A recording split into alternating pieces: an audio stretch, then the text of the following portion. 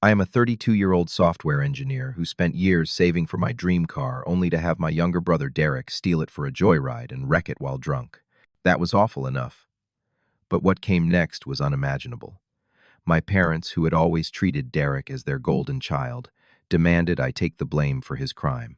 They actually expected me to risk prison time for something I did not do, all to protect their precious favorite son. Before I dive into how my own family tried to sacrifice me, drop a comment letting me know where you are watching from, and hit that subscribe button if you have ever dealt with family choosing favorites. Growing up in suburban Michigan, life in our family of four always followed the same pattern. My parents, Thomas and Judy, made no secret about who their favorite child was. From the moment my brother Derek was born when I was 4 years old, he became the sun around which our family orbited. While I always excelled in school and followed the rules, Derek charmed everyone with his athletic abilities and outgoing personality. The contrast in how we were treated was striking and constant. For my 14th birthday, I received a second-hand bicycle from my uncle that my father reluctantly fixed up. 2 months later, when Derek turned 10, my parents surprised him with a brand new mountain bike with all the latest features. This pattern repeated throughout our childhood. Derek received the newest video game consoles, the best sports equipment, and constant attention, while I learned to be self-sufficient and expect little. When I earned a partial scholarship to Michigan State, my parents attended orientation day, but spent most of it complaining about the 4-hour drive. When Derek got recruited to play baseball at a much smaller college with no academic reputation, they threw a massive party and bragged to everyone in our extended family. My academic accomplishments were treated as expected, while his mediocre achievements were celebrated like Olympic victories. Despite the obvious favoritism, I pushed forward and focused on building my own life. I worked throughout college, graduated with honors in computer science, and immediately started applying for jobs in major tech hubs. When I landed a junior developer position at a growing startup in Chicago, I packed my modest belongings into my used Honda Civic and left Michigan without much of a goodbye party. My parents seemed almost relieved to have one less child to worry about, allowing them to focus completely on Derek. The first few years in Chicago were challenging but rewarding. I worked 60 to 70-hour weeks, taking on every project offered to me and building a reputation as someone who could solve complex problems. I lived in a tiny studio apartment, brought lunch from home every day, and limited my social activities to free events around the city. While my colleagues splurged on fancy dinners and weekend trips, I funneled every spare dollar into savings with a clear goal in mind. For 3 years, I lived this frugal existence while climbing the ranks at my company. By the time I turned 30, I had been promoted twice and had managed to save enough for what I considered the ultimate symbol of my hard-earned success, a brand new Audi S5 in midnight blue with black leather interior and every available upgrade. The day I drove it off the lot was the proudest moment of my life, a tangible reminder that I had made something of myself, despite growing up believing I was somehow less deserving than my brother. I babied that car like it was my firstborn child. I parked it far from other vehicles, washed and detailed it myself every weekend, and followed the maintenance schedule with religious devotion. My coworkers teased me about my obsession, but they understood what it represented: not just luxury, but validation. Each time I slid behind the wheel, the supple leather and purring engine reminded me that my efforts had been worthwhile. Last November, after months of minimal contact with my family, I decided to drive home for Thanksgiving. Part of me hoped that arriving in my beautiful car might finally earn a sliver of respect from my parents. Perhaps now that I had a visible symbol of success, they would acknowledge my achievements the way they celebrated every minor accomplishment of Derek's. The 6-hour drive from Chicago to our suburban Detroit neighborhood gave me plenty of time to rehearse conversations and imagine scenarios where my parents would finally say they were proud of me. By the time I pulled into their driveway, the house already full of extended family for the holiday, I had convinced myself this visit would be different. Initially, things seemed promising. My mother hugged me warmly, my father nodded approvingly at the Audi, and several aunts and uncles made comments about how well I appeared to be doing. Derek, now 28, and still living at home, while figuring things out after washing out of minor league baseball, gave a low whistle when he saw the car and asked for a ride. For once, I felt like I belonged in my own family, like maybe the years of being overlooked were behind us. That first night, sitting around the dining room table with turkey and all the fixings I allowed myself to feel hopeful. My father asked detailed questions about my job. My mother insisted I take extra helpings of my favorite dishes, and for once the conversation did not revolve entirely around Derek. As I went to bed in my childhood room, surrounded by the academic trophies and honor roll certificates that had never garnered much attention, I fell asleep thinking maybe things were finally changing. The next morning, I woke up later than usual, enjoying the comfort of not having to rush to the office. Stretching leisurely, I reached for my phone on the nightstand and noticed something odd: my car keys were missing. I distinctly remembered placing them next to my wallet before going to bed. Thinking perhaps they had fallen, I checked under the bed and all around the nightstand, but found nothing. With a growing sense of unease, I quickly dressed and headed downstairs. The house was quiet, except for my mother in the kitchen, preparing breakfast for the relatives who were still asleep. When I asked if she had seen my keys, she barely looked up from the pancake batter she was mixing. "Good morning to you too," she said with a slight edge to her voice. "I have not seen them. Ask your brother. Maybe he borrowed them." My stomach dropped as I rushed to the front window. The space in the driveway where my midnight blue Audi had been parked was empty. Derek's room was also empty, his bed unmade and clothes strewn about as usual. When I returned to the kitchen and explained the situation, my mother's reaction was infuriatingly casual. "He probably just took it for a quick drive. You know how he loves cars, and he never gets to drive anything nice."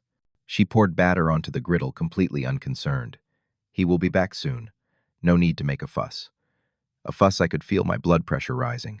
He took my $80,000 car without permission while I was asleep. That is theft. My father entered the kitchen already dressed for the day and caught the end of my outburst. "Lower your voice, son. This is not a courtroom. Derek has always been interested in cars, and he probably just wanted to show it off to some friends. You can share for once in your life." The casual dismissal of what was clearly wrong left me speechless. I retreated to the living room repeatedly, calling Derek's cell phone only to have it go straight to voicemail. As 1 hour stretched into 2, then 3, my worry began to overshadow my anger. This was not like my brother, reckless and entitled, yes, but not completely irresponsible. By noon, even my parents began to show concern, though they continued to deflect blame. "You probably made him feel like he could not ask directly," my mother suggested, somehow making this my fault. "You know how sensitive he can be about your success." Just as I was about to call the police to report my car stolen a step, my parents vehemently opposed. My phone rang with an unfamiliar local number. The moment I heard the words, "This is Officer Martinez from the Bloomfield Township Police Department," my knees weakened and I had to sit down. The officer explained that my car had been involved in a serious accident at the intersection of Maple and Telegraph Roads. The driver, who identified himself as Derek Thornton, had been transported to Beaumont Hospital with non-life-threatening injuries. The other vehicle's driver had also been hospitalized with more serious injuries. "Was alcohol involved?" I asked, already knowing the answer. "We have reason to believe intoxication was a factor, sir. We will need you to come down to the hospital as soon as possible." I ended the call and faced my now pale parents. "Derek crashed my car. He was drunk. Someone else is hurt. I need to get to Beaumont right now."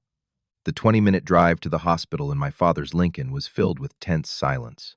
My mother quietly wept in the back seat, while my father gripped the steering wheel with white knuckles, exceeding the speed limit the entire way. Not once did either of them ask how I was feeling about my destroyed car or express concern for the other victim. All their worry was reserved for Derek.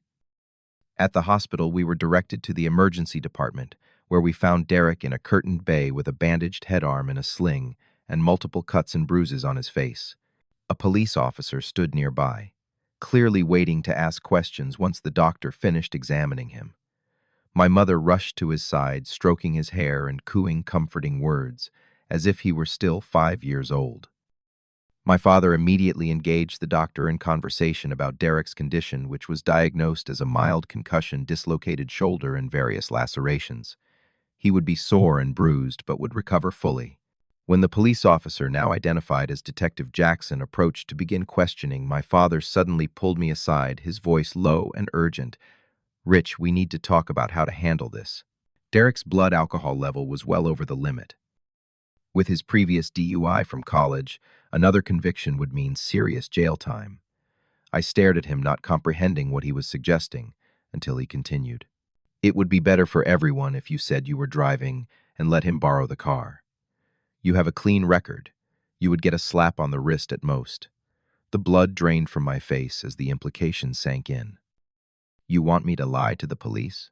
To say I was driving drunk and crashed into someone? Are you insane? Keep your voice down. My father hissed, glancing at the detective who was reviewing notes nearby.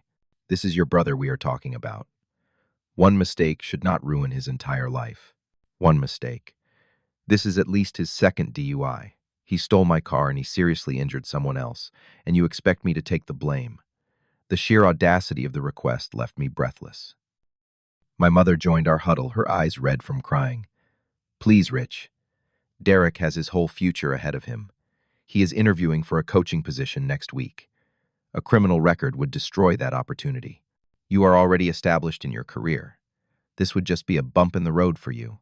I looked from one parent to the other, searching for any sign that they realized what they were asking, any recognition of the massive betrayal they were casually proposing. There was none, only expectation that I would sacrifice myself for the golden child, just as I always had. Absolutely not, I said firmly. I will not lie to the police. I was asleep when Derek stole my car. That is what I will tell them. The disappointment and anger on their faces was immediate and intense. Before they could argue further, Detective Jackson approached our group notepad in hand. Mr. Thornton, I have some questions about the accident involving your vehicle. Which Mr. Thornton, my father interjected quickly. There are two of us here. Richard Thornton, the registered owner of the 2023 Audi S5, the detective clarified, looking directly at me. Before I could respond, my father placed his hand on my shoulder with a grip that was both restraining and warning. My son here was letting his brother borrow the car this morning. Unfortunate accident, but these things happen. I shrugged off his hand and met the detective's eyes. That is not accurate. I woke up to find my car and keys missing. I did not give permission for anyone to drive my vehicle. The look of shocked betrayal on my parents' faces would have been comical if the situation were not so serious. The detective's eyebrows raised slightly as he observed the family tension. I see, he said, making notes. So you are stating that the vehicle was taken without your knowledge or consent. That is correct. Dad, Rich is confused. Derek suddenly called from his hospital bed, his voice stronger than it should have been for someone with his injuries. Remember, he told me last night I could take the car to show Todd and guys. We talked about it during dinner. I turned to stare at my brother, astonished by the bald-faced lie. That is absolutely false. I never gave you permission to drive my car. You did too, Derek insisted, looking to our parents for backup. Mom, Dad, you heard him say it was fine, right? My mother nodded vigorously. Yes, I remember that conversation. Rich definitely told Derek he could take the car this morning. Detective Jackson's expression remained neutral, but I could see he was carefully observing the family dynamics unfolding before him. This is getting complicated, Mr. Thornton. Richard, would you be willing to come down to the station to give a formal statement once your brother is settled? Of course, I agreed, trying to keep my voice steady despite the rage and disbelief coursing through me. I want to be completely clear about what actually happened. Rich, think about what you are doing, my father warned, no longer bothering to hide his anger. Family stands together. Family does not ask family to take the blame for crimes they did not commit. I replied loud enough for the detective to hear. I will tell the truth, and only the truth. As soon as the detective stepped away to speak with a nurse, the pressure from my parents intensified. My mother's tearful pleas about family loyalty, my father's increasingly aggressive demands, and Derek's pathetic attempts to manipulate me with guilt all blended into a nauseating chorus of entitlement.